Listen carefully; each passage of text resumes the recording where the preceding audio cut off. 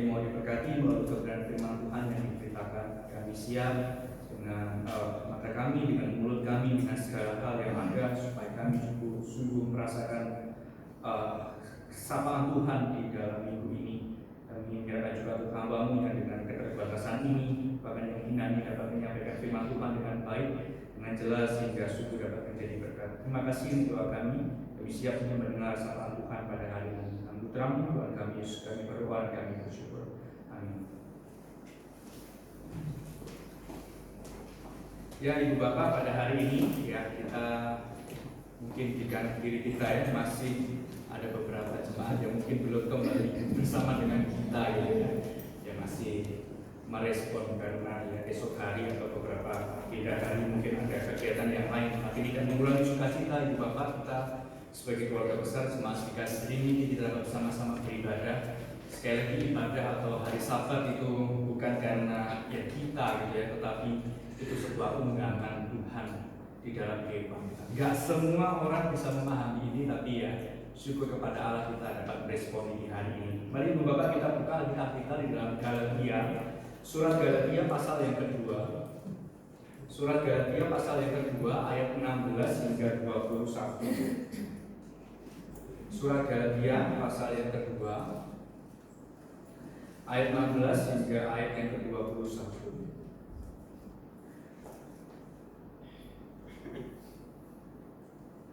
Kalau sudah, izinkan saya untuk membacakan buat Ibu Bapak semua. Surat Galatia pasal yang kedua ayat 16 hingga ayat yang ke-21. Demikianlah firman Tuhan. Kamu tahu bahwa tidak seorang pun yang dibenarkan oleh karena melakukan hukum Taurat, tetapi hanya oleh karena iman di dalam Kristus Yesus. Sebab itu kami pun telah percaya kepada Kristus Yesus, supaya kami dibenarkan oleh karena iman dalam Kristus, bukan oleh karena melakukan hukum Taurat. Sebab tidak ada seorang pun yang dibenarkan oleh karena melakukan hukum Taurat. 17. Tetapi jika kami sendiri sementara kami berusaha untuk dibenarkan dalam Kristus ternyata adalah orang-orang berdosa, apakah hal itu berarti bahwa Kristus adalah pelayan dosa? Sekali-kali tidak. Karena jika aku membangun kembali apa yang telah kurombak, aku menyatakan diriku sebagai pelanggar hukum Taurat. Sebab aku telah mati oleh hukum Taurat untuk hukum Taurat, supaya aku hidup untuk Allah. Aku telah disalibkan dengan Kristus. Namun aku hidup, tetapi bukan lagi aku sendiri yang hidup, melainkan Kristus yang hidup di dalam aku. Dan hidupku yang kuhidupi sekarang di dalam daging adalah hidup oleh iman dalam Anak Allah yang telah mengasihi aku dan menyerahkan dirinya untuk aku. Aku tidak menolak kasih karunia Allah, sebab sekiranya ada kebenaran oleh hukum Taurat, maka sia-sialah kematian Kristus. Sampai sejauh ini bacaan firman Tuhan kali ini, Bapak, berbagai setiap kita yang bukan hanya membaca dan juga mendengar, tetapi yang sekali lagi dapat mengapply, dapat melakukan di dalam kehidupan kita hari lepas hari. Ibu Bapak memang favorit ya, ini ayat atau perikop Galatia 2 ini cukup bagus. Banyak muatan muatan pengajaran, muatan secara personal ya, kehidupan ya. Kita dipercaya bahwa Galatia juga salah satu tulisan daripada Rasul besar, Rasul Paulus. Tapi juga menolong kita bahwa ya, hidup yang kita hidupi sekarang bukan aku lagi yang hidup, tetapi Kristus atau in Christ in me, hidup di dalam aku. Nah Bapak Ibu yang kasih Tuhan, hari ini saya mau mengajak kita ya untuk merenungkan khususnya di dalam tema kita hari ini tentang kebangkitan yang mengubahkan hidup. Kebangkitan yang mengubahkan hidup. Ya mungkin ini tema yang cukup mainstream gitu ya. Tapi saya mau mengajak kita Ibu Bapak ya untuk melihat salah satu kisah hidup seorang rasul dari ke-12 rasul ya, daripada Tuhan Yesus ya, yaitu Simon orang Zelot. Ya, kita belajar dari salah satu rasul, yaitu ke-12 rasul, yaitu Simon orang Zelot. Nah Bapak Ibu, mungkin ya di dalam kitab suci atau di dalam Alkitab memang tidak banyak catatan mengenai tentang Simon orang Zelot. Nah kalau kita melihat Ibu Bapak ya, kalau kita tahu kalau beberapa minggu yang lalu kita belajar tentang Petrus ya, Simon Petrus, pasti ada catatan banyak sekali, bahkan menulis juga di dalam salah satu surat dan perjanjian baru. Thomas yang nggak banyak tapi juga masih ada percakapan dengan Tuhan Yesus. Tapi Simon orang Zelot ini siapa gitu ya? Simon orang Zelot nggak banyak, bahkan cuma hanya dikutip namanya Bapak Ibu di dalam penulisan Injil, baik di dalam Matius, Lukas ataupun di Kisah Rasul. Yang cukup ketara itu Bapak, di dalam Kisah Rasul 1 ayat 13. 12 rasul itu ada di dalam satu ruangan, yaitu di ruang Yesus yang di tempat Yerusalem, yaitu peristiwa Yesus naik ke surga. Bapak Ibu yang kasih Tuhan, mungkin ada sebuah diskusi yang cukup kompleks ya mengenai tentang Simon orang Zelot.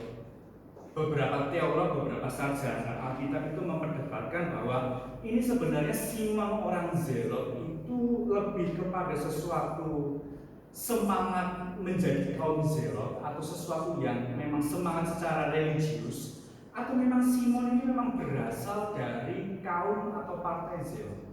Jadi ada dua pandangan pada saat itu melalui diskusi kecil ini.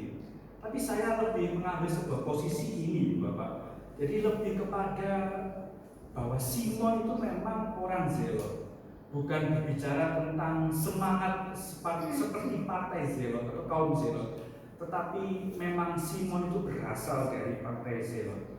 Jadi menarik untuk kita bisa diskusikan Bapak ya tentang kebangkitan yang mengubahkan hidup. Belajar dari Simon orang Zelot. Berbicara tadi ya, saya ngomong tentang Zelot itu mungkin Bapak juga bingung ya, tapi saya sedikit mau menjelaskan ya Simon orang Zelot ya. Nah, Bapak, karena catatan Alkitab kita sedikit, maka saya membuka beberapa catatan khususnya tulisan-tulisan yang mendekati abad-abad saat itu, yaitu Josephus ataupun catatan yaitu Philo, itu banyak sekali catatan mengenai hal ini. Nah, Bapak Ibu, kaum Zelot itu ya, Simon orang Zelot ini itu bermula dari tahun 6 Masehi. 6 Masehi, Ibu Bapak pasti ingat ya, tahun-tahun ini awal-awal mula Masehi itu ketika Kaisar Agustus itu mengadakan sebuah sensus penduduk. Awal-awal ini, kisah-kisah ini mungkin Ibu Bapak cukup kental dengan ketara tentang Kaisar Agustus itu memberikan sebuah karya ya, atau mengadakan tentang sensus penduduk. Ya sekali lagi Ibu Bapak ya, jadi memang bukan saja untuk berbicara untuk menghitung orang Yahudi pada saat itu, bukan hanya tujuan itu, tetapi ada sebuah politik ya dalam Kaisar Agustus ini supaya berapa banyak nanti pajak-pajak yang bisa disetorkan kepada pemerintah Romawi, yaitu orang yang tertindas, yaitu orang-orang Yahudi. Nah, jadi orang-orang Yahudi inilah salah satunya membentuk sebuah sekte atau partai, itu Zelot. Zelot ini yang benar-benar yang memiliki sebuah pemahaman bahwa pemerintahan itu harus teokratis. Pemerintahan nggak boleh kita diperintah oleh orang, tapi hanya Tuhan yang mampu memerintahkan kita. Teokratis kan gitu. Jadi pemerintahan itu yang hanya Tuhan. Tuhan adalah pemegang pemerintahan itu. Nah, terciptalah kaum Zelot atau partai Zelot ini. Nah, Bapak Ibu, kaum Zelot itu juga memiliki sebuah sekte yang lebih dalam lagi. Jadi selain Zelot itu juga ada yang sekte yang lebih dalam lagi, yaitu Sikari. Sikari itu adalah manusia belati. Jadi orang-orang yang dibalik jubahnya. Jadi orang-orang zaman itu kan pakai jubah ya. Di dalam jubahnya itu ada belati. Ya, jadi Sikari itu manusia belati. Ada sebuah pedang atau pisau ya, pisau kecil gitu ya, yang dibalik di dalam jubahnya itu. Nah, ini kelompok-kelompok salah satu dari Zelot. Jadi yang lebih dalam, yang lebih radikal lagi Sikari, dan menyelinap di belakang korban. Jadi artinya kaum Sikari ini itu dia ada di tengah-tengah ketika orang-orang Romawi atau orang-orang Yahudi di dalam sebuah perkumpulan atau sebuah event, dia datang di tengah itu. Lalu kalau ada orang Romawi atau orang yang bukan Yahudi, dia langsung tusuk dengan pisau atau pedang yang ada di jubahnya. Nah, ini yang menurut saya juga menarik ya. Di dalam Lukas 22 ya Bapak, di ayat 38, pada murid itu memberitahu Yesus ya, Lukas 22:38. Lihat Tuhan, ini ada 2 pedang. Saya juga langsung ini ya, ini pedang dari mana gitu ya. Maksudnya ya para rasul itu kan banyak nelayan ya, ada nelayan, ada beberapa orang yang bukan juga nelayan. Tapi ini pedang dari mana gitu? Tapi di ayat 38 itu mengatakan, lihat Tuhan ini loh, ada 2 pedang. Nah, enggak untuk menafsirkan yang berlebihan. Ini memang pedang milik daripada Simon orang Zelot itu yang ada di dalam jubahnya. Jadi Simon orang Zelot bukan hanya Zelot, tapi sikap itu orang yang benar-benar radikal di dalam kehidupannya, yang benar-benar apa ya, cukup fanatik di dalam kehidupan religius keyahudian. Jadi kebangkitan Kristus juga nanti akan mengubah kehidupan Simon orang Zelot ini. Bapak Ibu, kenapa sih saya juga tertarik ya Simon orang Zelot ini ya? Pertama Bapak Ibu, salah seorang murid Yesus yang memang 12 rasul yang utama. Karena saya cukup menarik karena ada beberapa catatan ketika nanti Tuhan Yesus di dalam pelayanannya juga ada murid-murid yang meninggalkannya. Ya saya bukan menggampangkan, sudah tidak usah membicarakan hal itu. Tapi kalau kita lihat 12 rasul itu rasul yang bersama-sama dengan Tuhan Yesus. Ya mungkin di dalam peristiwa penyaliban dia bertebaran kemana-mana gitu ya, pergi kemana-mana. Tapi 12 rasul ini ya rasul yang cukup inti di dalam kehidupan pelayanan, termasuk Simon orang Zelot. Yang kedua yang menarik itu Bapak, untuk diperhatikan bahwa Yesus itu bukan hanya memanggil khususnya untuk Simon orang Zelot atau Simon Petrus atau Thomas, tapi juga memanggil Matius, sang pemungut juga. Matius ada di dalamnya, Simon orang Zelot juga ada di dalam kerasulan Tuhan Yesus ya.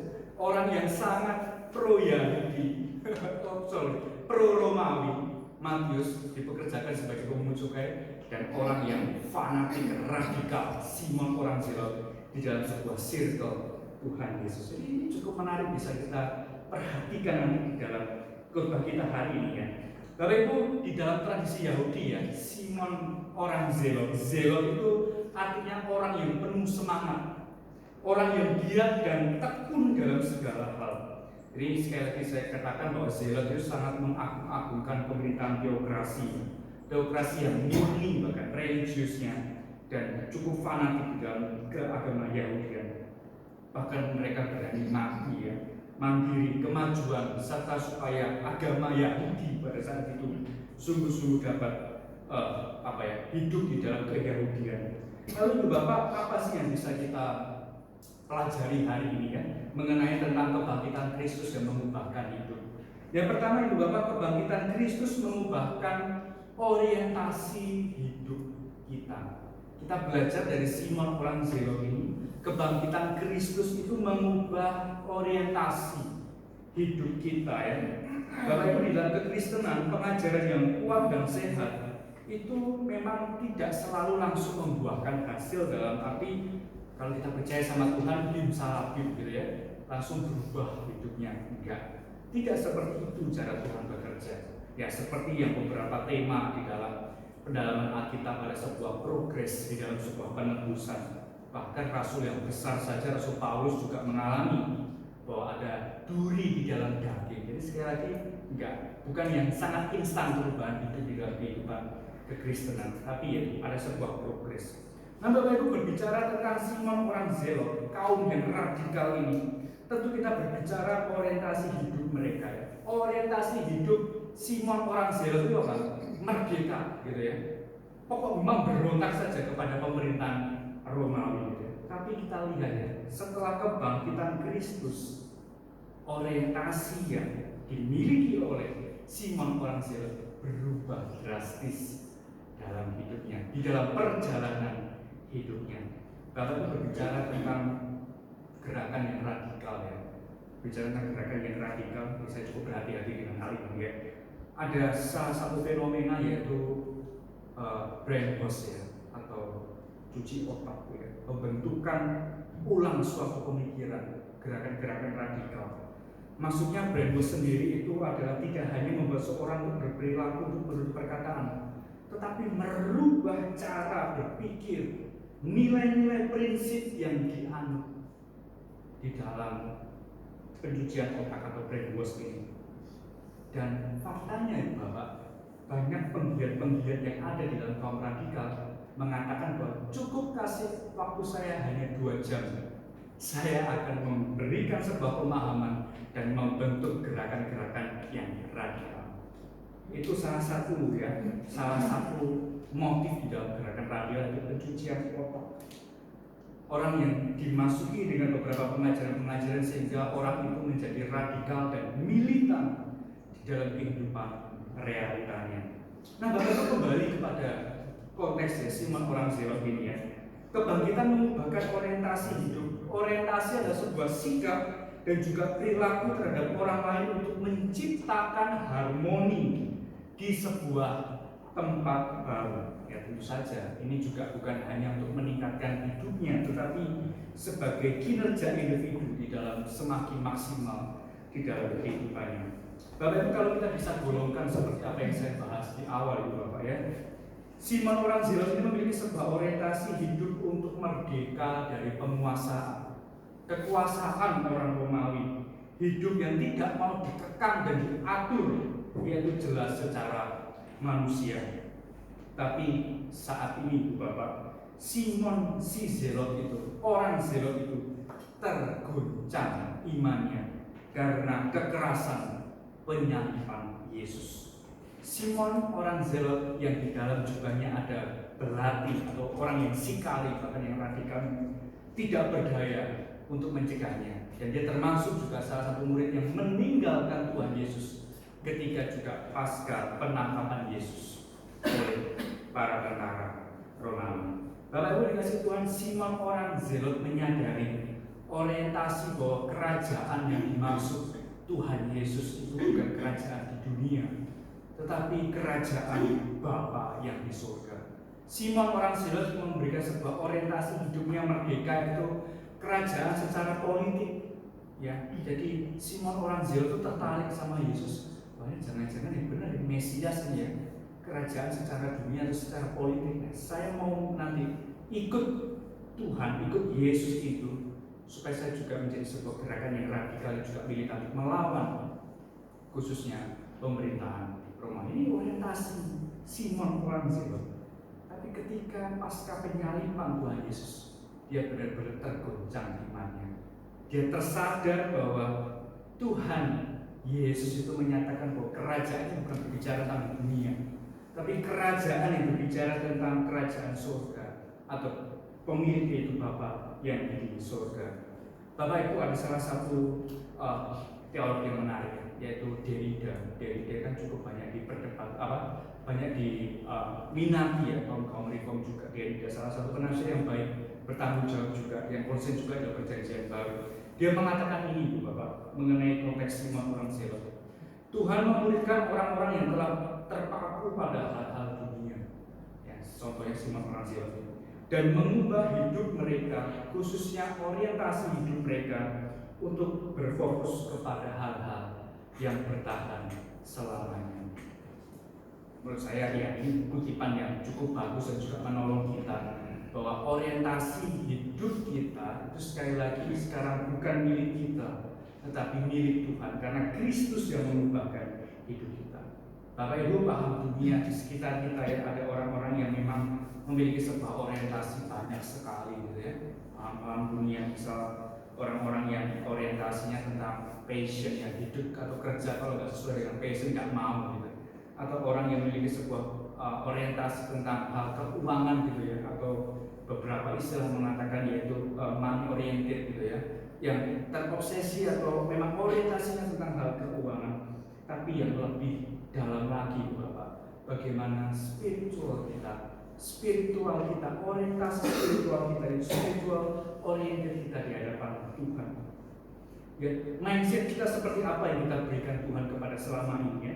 Biar sekali lagi Tuhan itu mengkoreksi hidup kita untuk terus memperbaharui hati kita seperti Simon orang Zelot ini, yang awalnya orientasi yaitu merdeka secara politik, tetapi Tuhan mengubahkan, yaitu orientasinya adalah tentang kerajaan Allah yang telah nanti nyata di dunia ini. Bapak Ibu, tradisi mengatakan ya, ketika Simon orang Zelot ini di dalam orientasi hidupnya diubahkan sama Tuhan karena kebangkitan Kristus, ia pergi memberitakan Injil.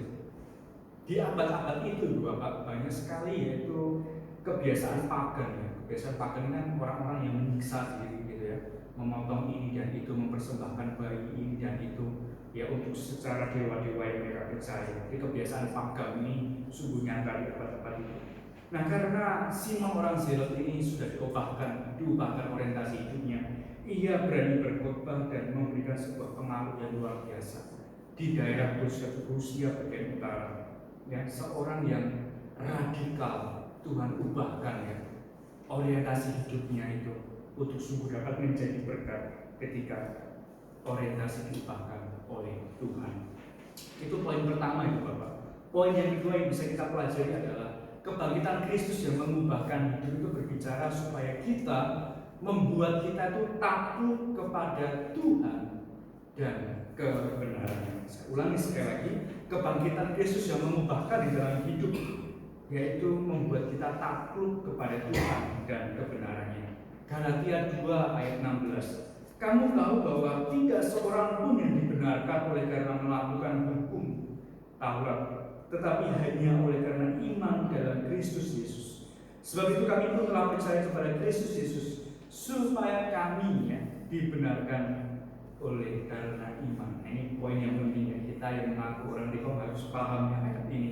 Kita dibenarkan karena iman dalam Kristus dan bukan karena melakukan hukum Taurat. Tapi celakanya Bapak ya, banyak sekali apalagi ya umat Tuhan gitu ya, cukup gagal paham ya, dengan ayat ini ya. Saya cukup belajar dari Simon orang Zelot ini ya, yang memang menjunjung sebuah pemerintahan teokrasi, pemerintahan Tuhan, dan bahkan sengaja excuse gitu ya dengan apa yang Tuhan mau dan takluk di dalam kehidupan khususnya Simon orang Zelot. Saya memberikan sebuah paham dua hal ya, yaitu yang cukup terjebak adalah kaum yang legalis. Legalis memang tidak ada ya, kata legalisme legal itu tidak ada dalam Alkitab gitu ya. Memang tidak pernah muncul dalam Alkitab, tapi adalah istilah yang digunakan untuk menjelaskan sebuah pemahaman, yaitu sebuah sistem dan peraturan hukuman atau hukum-hukum yang ada supaya manusia itu memperoleh keselamatan. Kaum legalis percaya bahwa ketaatan secara ketat terhadap peraturan dan ketetapan merupakan suatu tuntutan. Ya, jelas secara ini bukan pemahaman kita sebagai umat Tuhan, khususnya kita yang reform, bahwa konsep kita bahwa kita diselamatkan oleh karena anugerah Tuhan, bukan dengan hasil usaha kita. Nah, kaum legalis juga percaya bahwa mereka berpandangan bahwa kaum legalis ini mungkin gagal melihat tujuan utama daripada Taurat. Pada hakikatnya legalisme berlawanan dengan konsep kasih karunia. Sekali kita dinasehati Bapak untuk berpegang teguh pada iman yang dipercayakan kepada orang-orang suci. Itu ekstrim yang pertama. Ekstrim yang kedua itu Bapak, yaitu kaum antinomianis ya. Ini adalah secara harafiah itu berarti melawan hukum. Secara teologi antinomianisme ya, atau doktrin yang menyatakan bahwa Allah tidak mengharuskan orang Kristen itu taat kepada hukum moral apapun. Ya mungkin ini memang sedikit alkitabiah ya. Tapi sekali lagi kesimpulan yang diambil oleh pemahaman antinomianisme ini tidak alkitabiah kesimpulannya. Ya memang orang Kristen memang tidak lagi menaati hukum di dalam perjanjian lama ya. Tidak mungkin kita datang ke GKT Trinitas membawa domba, kan tidak mungkin ya. Kita nggak seperti itu lagi gitu ya. Tapi ada penafsiran yang cukup keliru atau kesimpulan yang keliru ya. Allah tidak mengharuskan orang Kristen menaati hukum moral apapun. Itu sangatlah kesalahan yang fatal. Sehingga Rasul Paulus memberikan sebuah counter yang baik ya. Jika demikian apa yang hendak kita katakan, Roma 6:1-2. Bolehkah kita bertekun dalam dosa supaya semakin bertambah kasih karunia itu? Sekali-kali tidak. Bukankah kita telah mati bagi dosa? Bagaimana kita masih hidup dapat di dalamnya? Jadi ada dua hal yang cukup ekstrim di bagian ini, legalisme ataupun antinomianisme. Nah, saya kira jangan sampai kita terjebak dengan dua hal ini, karena Kristus itu mengubahkan kehidupan kita. Sehingga di dalam kalangan kita, di sekitar kita ada yang mungkin mengatakan seperti ini, Jika saya diselamatkan gitu ya, anugerah dan semua dosa saya telah diampuni, mengapa tidak sekalian saja berbuat dosa sesuka hati, mumpung bisa masih gerak ya, mumpung masih bisa ini dan itu gitu. Nanti toh juga akan diampuni sama Tuhan. Ya jelas, ini mindset atau pemikiran yang bukan yang lahir dari pertobatan yang sejati.